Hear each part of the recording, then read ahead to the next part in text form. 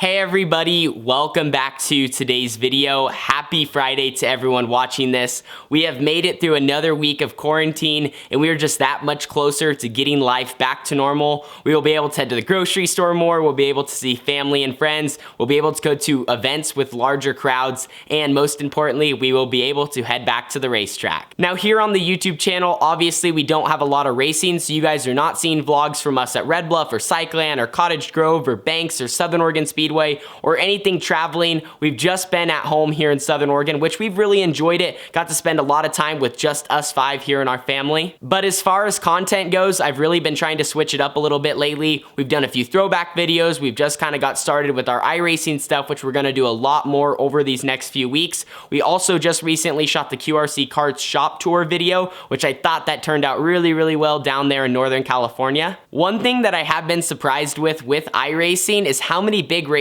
have been hosted on the sim lately. Obviously, it started off with the World of Outlaws kind of doing their own invitational thing, then USAC did their own invitational. We also have all the NASCAR races that are being broadcasted on live TV, as well as many other small leagues. Like I've competed in the Speed Shift League, I know Power Eye has their own, and then many other small startups that a lot of people have been showing interest in and wanting to join, or like the race that I'm competing in today, the Lucas Oil American Sprint Car Series National Tour Virtual Opener at Williams Grove.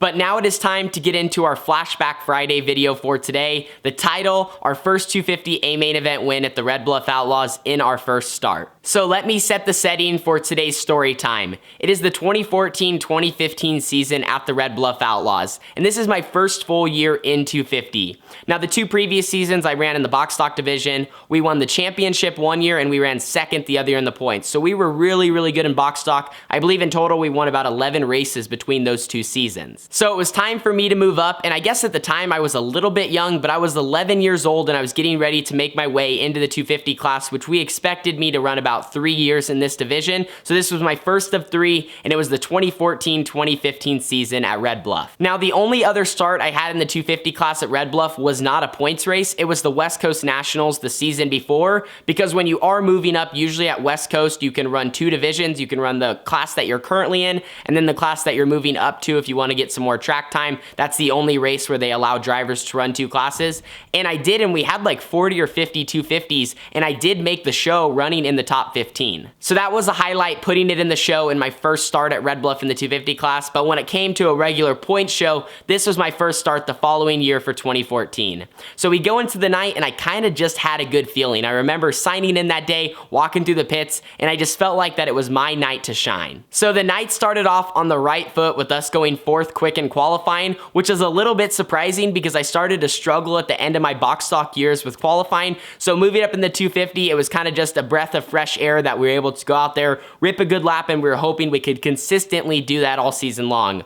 So going 4th quick at Red Bluff set us up to start 4th in our heat race. Now I don't have any footage of this, but I just remember the heat race being a disaster. I got caught up in a wreck. I was just way too up on the wheel, definitely driving over my head, trying to make things happen and put it in the feature. I do remember still coming home in second, but it was after a lot of chaos happened. So we qualified well and then got through our heat race in the green 18T machine, which set us up to start 5th in the A main event with their little invert they had. Now for my first points race, we were just hoping to bring it home in the top 3 or the top 5, have a really good points night, and we still had high expectations, even though it was our rookie season at Red Bluff in the 250 class, because in our rookie season in the box stock, when we moved up from beginner, we won the championship that season and 5 races. Now the GoPro angle that we have for this onboard is literally right on the top center of the wing, so it wasn't the greatest spot, and you gotta remember it's about 2014, so we're using like a Hero 2, but you guys will see some awesome footage, great racing, a little bit of a wreck fest up front. We had quite a few yellows, but everything really kind of worked its way out to help me get in the right spot to win this race. So hopefully you guys enjoy this onboard footage from our first ever 250 win at Red Bluff. Lucky, son. Go get him.